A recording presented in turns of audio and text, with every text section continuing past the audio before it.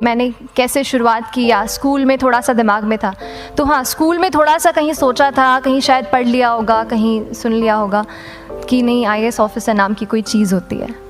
लेकिन तब ये भी नहीं पता था कि यार यूपीएससी नाम की कोई एग्ज़ाम है, सिविल सर्विस एग्ज़ाम है, उससे और भी पोस्ट में आप सिलेक्ट हो सकते हैं, ऐसा कुछ नॉलेज नहीं था। जब मैं अपने कॉलेज लेवल में आई, जब कॉलेज में एडमिशन लिया, मैंने भोपाल से ही प्राइवेट इंजीनियरिंग कॉलेज से केमिकल इंजीनियरिंग किया है। और उस दौरान मुझे जब मैंने सोचना शुरुआत की कि क्या बनना है, कंटेम्पलेट किया कि एग्जैक्टली क्या करियर चाहती हूँ, तो लगा कि यार कहीं जो पुरानी ड्रीम थी, एक जो सपना था, वो अभी उसको सामने लाना चाहिए। फिर इस बारे में और पढ़ा और तब खान स्टडी ग्रुप भोपाल में सेंटर वहाँ पे जैसे शुरू हो गया था, तो मेरा जो फाउंडेशन कोर्स है मैंने वहाँ से किया। और इस एग्ज़ाम के बारे में जो चीज़ें मुझे 1-2 साल में समझ में आई हैं, वो कुछ चीज़ें मैं आपसे शेयर करना चाहती हूँ। सबसे पहली चीज़ जो पहले जय और रचना आप दोनों बोल चुके हैं कि कंसिस्टेंसी। आप अगर दिन में, कई बार हमसे सवाल पूछते हैं कि आप कितने घंटे पढ़ाई करते हैं, तो देखिए घंटे मैटर नहीं करते।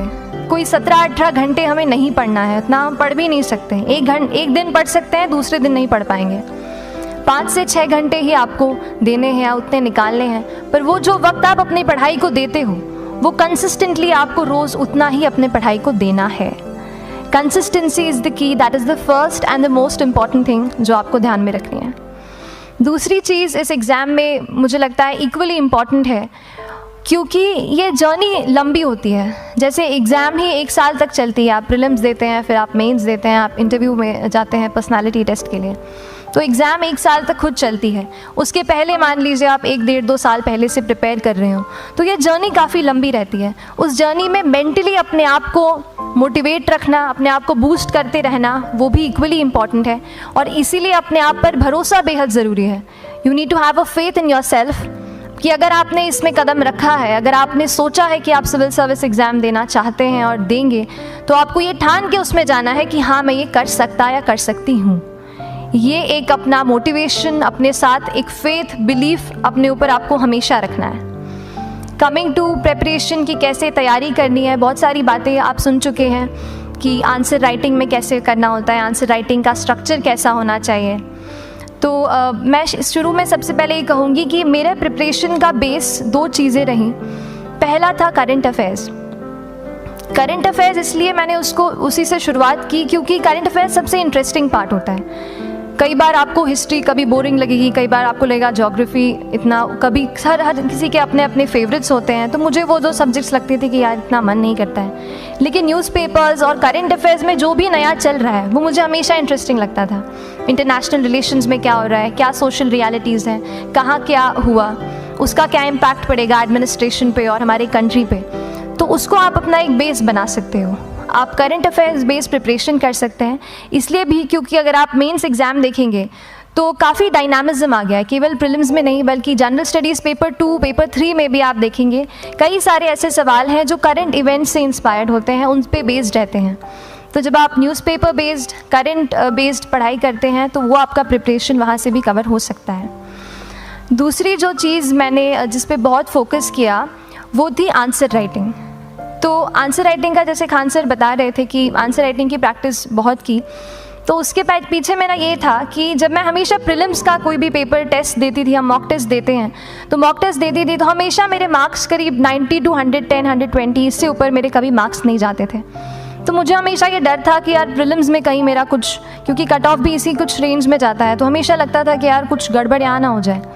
लेकिन जब मैंने आंसर राइटिंग की और मेंस एग्ज़ाम के बारे में जाना, तब मुझे लगा कि आंसर राइटिंग एक ऐसी चीज़ है, मेंस एक ऐसा फेज़ है सिविल सर्विस एग्ज़ाम का जहाँ पे आप अच्छे से तैयारी कर सकते हैं। And if you have written the answers, if you know कि you have covered the points well, if you have included उसमें कुछ आपने facts, international reports, government schemes, आपने कुछ ऐसे उसमें सॉल्व भी डाला है, तो जो रिज़ल्ट आएगा वो सेटिस्फैक्ट्री ही आएगा, अच्छा ही आएगा।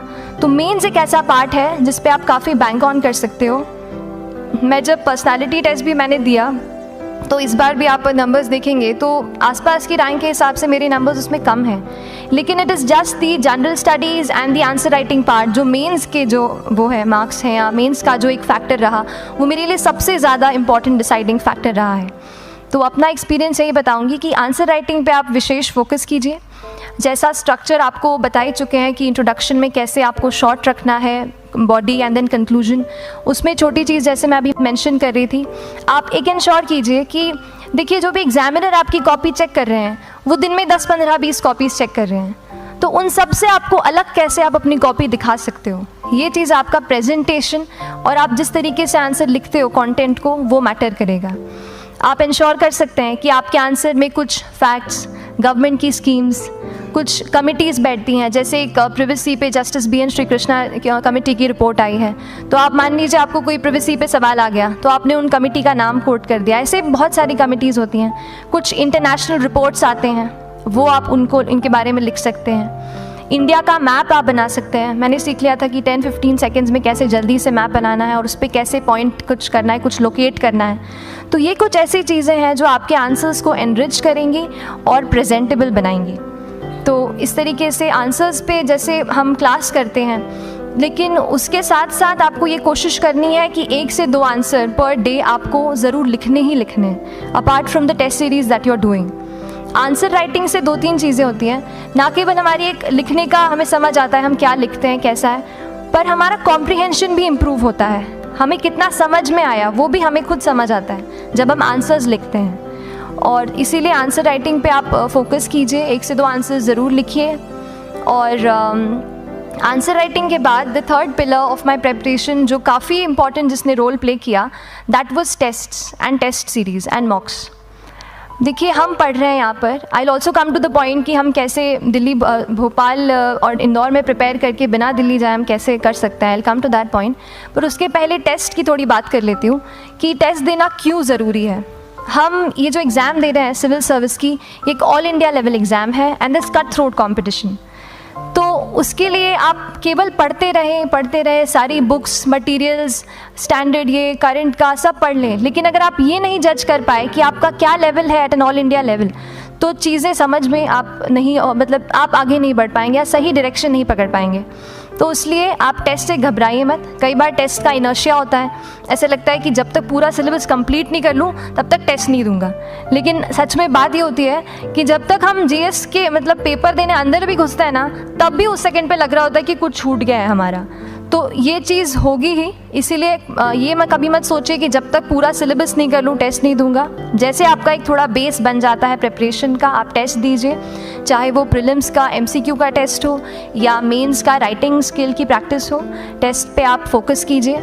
उसके बाद टेस्ट केवल देने के लिए नहीं देना है, उसको एनालाइज भी अच्छे से करना है। When you get the answer hints, when you get the answer keys, analyse properly कि आपकी क्या गलती हुई है और उससे भी सीखने की कोशिश कीजिए कि क्या कुछ नया मुझे इस टेस्ट पेपर से या इस आंसर कॉपी से मिल सकता है।